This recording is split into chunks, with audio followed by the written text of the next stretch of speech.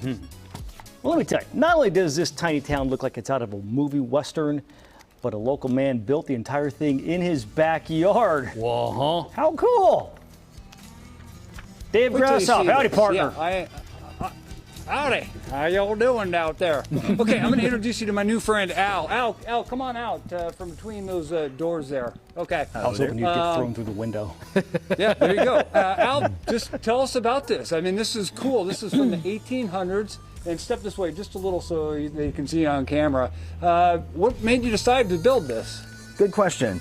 Well, I started off actually with miniatures, tiny little houses that I built years and years ago when I was in my late 20s. And I said, you know, I want to make those big one day.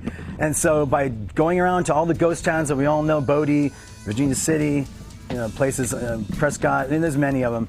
And I thought, you know, I could do this, and I need to wait for the right yard. So this came up, and here we are. And I started with the saloon here. And this is in your backyard, okay? There's his house over there. And so you have the property. Okay, take us into the saloon because this is awesome. We're going to go in. Okay, so there's that. Okay, talk about the saloon here. Now, where'd you get a lot of this stuff? Oh, you know, in all honesty, eBay back in the day, before they, you know, went a little nutty and it got so popular, I was one of the first people on eBay, as a matter of fact, as outlaw. And so back then you could get pretty good deals on stuff. I started collecting bottles for one thing. That was my #1 go-to. And after that, you started with some just, you know, paraphernalia and stuff like that, and the spittoons and whatever else. Went to the Old West, you know, hats, you know, posters. Now you pay particular interest to detail here. I mean, you know, you have the mannequins there with the guns and the poker table and. Well, when I was a kid, I mean, who didn't like Knott's Berry Farm, right? And that was, you know, why not?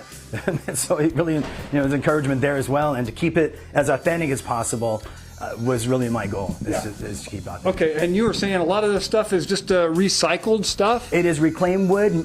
About 90% of the wood built in these buildings were reclaimed. They were taken from decks, fences, barns, whatever I get my hands on, and a lot of it was, you know, given to me, and I had to take a lot of nails out and sand it down, but.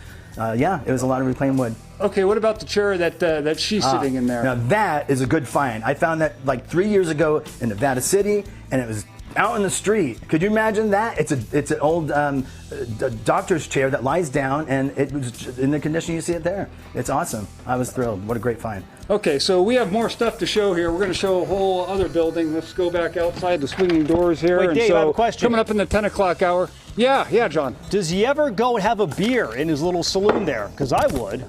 Yeah, he sure does. John's asking if you go have a beer in here. I do, quite frequently. Yeah. Just last night, as a matter of fact. I have a little fridge down there, and I play my music, and sometimes I'll sing or whatever. That's you know, cool. around for the ladies I feel like doing. It's fun. Not awesome. I would be all in his backyard, you guys. We have more to show in the 10 o'clock hour. Cool.